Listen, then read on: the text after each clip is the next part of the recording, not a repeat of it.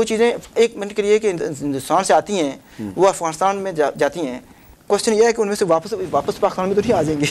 کتنی آ جائیں گے واپس؟ ابھی تو آ رہی ہیں ساری. ٹھیک ہے, اگر تو سینٹرل ایشیا تک بھی جاتی ہیں, I think there are very good some good points which will benefit Pakistan, people of Afghanistan and India, and that will help to resolve issues issues ہیں جیسے کشمیر کا مسئلہ یا دوسرے مسئلے ہیں بٹوین انڈیا اور پاکستان. جب انڈرسٹینڈنگ بڑھ جائے گی, ایک دوسرے کو ٹرسٹ کرنا شروع کر دیں گے, that will help to resolve those issues as well. تو اس لیے میں تو اسٹرانگلی اس کے حق میں ہوں. ڈرون حملے بھی پاکستان کے فائدے میں ہیں, اسی لیے پاکستان گورنمنٹ نے اس کی اجازت دی تھی. بھی آپ وہ اتنے اسٹرانگ ہو کے بیٹھے ہوئے ہیں, آپ ان کے خلاف کچھ کر ہی نہیں سکتے. تو آپ نے دیا ان کو روٹ کے آپ کر لیں, آپ کر سکتے ہیں, تو وہ کر رہے ہیں. ٹھیک ہے, وہ ایک پوری سائنس ہے جو طالبان ہے, وہ بھی ایک پوری وہ ایک الگ ڈبیٹ ہے, ہم اس پہ بھی کوئی بات کریں گے. ساتھ صاحب آپ کیا سمجھتے ہیں کہ اس سے کیا فائدہ کیا ہوگا, لوگوں کو کیا فائدہ ہوگا؟ چلیں آپ لوگوں کو انڈیا اور پاکستان کی وہ تو ہم بات کر ہی چکے ہیں. ٹریڈ کے علاوہ جو باقی باتیں ہیں وہ آپ باقی باتیں یہ ہیں, جیسے میں نے پہلے کہا کہ ایک بہت اچھی بات ہے کہ انڈیا کا جو فارن منسٹر ہے اور پاکستان کا جو فارن منسٹر ہے وہ ابھی ملے ہیں, اور اس سے پہلے بھی ایک ملاقات ہوئی ہے, جونیئر جو سیکرٹری تھے. اور جو مستقبل میں ابھی کابل میں بھی ایک خفیہ ملاقات ہوئی ہے, تو وہ فرنج میٹنگز تو ہوتی رہتی ہیں. اچھی بات ہے, کوئی کسی قسم کی ڈائلاگ ہو, اگر کوئی رنجش بھی ہے تو when you are sitting there you can talk to each other, you can shout at each other, and you will come to some kind of conclusion. The major problem which we discussed last time as well was Kashmir, or it still is. But if we put that aside, I know some people will say it is very difficult to put that thing aside, but both these countries, India and Pakistan, at least they can talk about the trade agreements. They can talk about ایک break لینی ہے. واپس آ کے میں چودھری صاحب سے ایک بات پوچھوں گا کہ آپ کیا سمجھتے ہیں کہ انڈیا کا جو رول افغانستان میں ہے وہ اس ٹریڈ کے لیے کچھ نفی ہے یا مثبت رول ہوگا؟ یہ ہم بریک لیتے ہیں, اس کے بعد میں آ کے آپ سے اس کا جواب لوں گا اور اس سے شروع کرتے ہیں. We just take a short break and we come back and we discuss further on.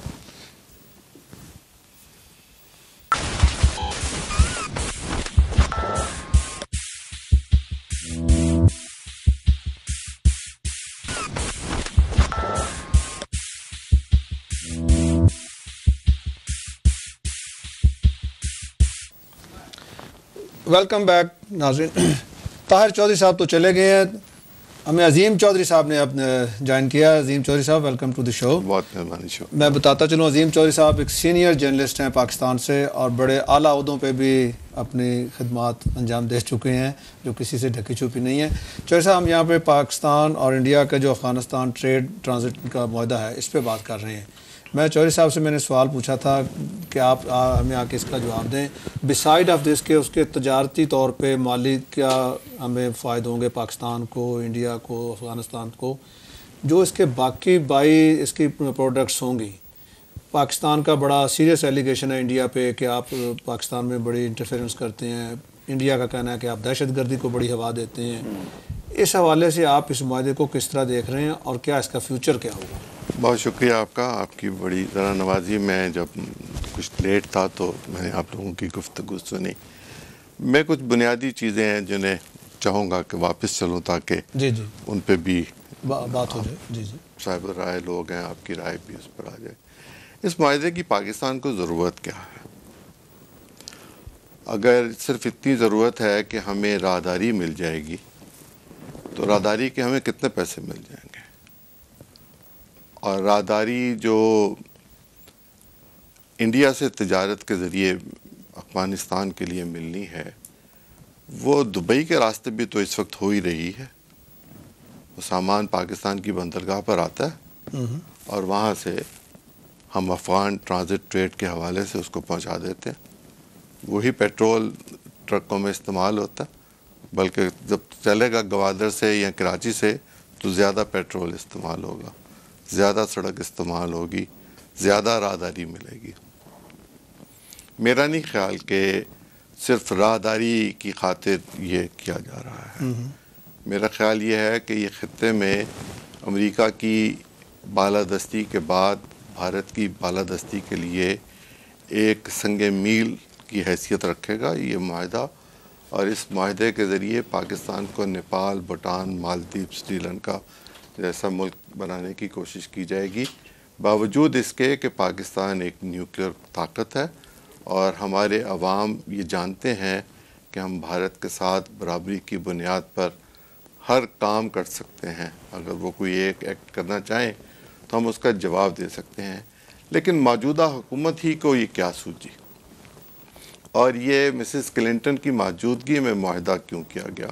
کیا معاہدہ ہم امریکہ کے کہنے پر کر رہے ہیں؟ کیا معاہدہ ہم انڈیا کے کہنے پر کر رہے ہیں؟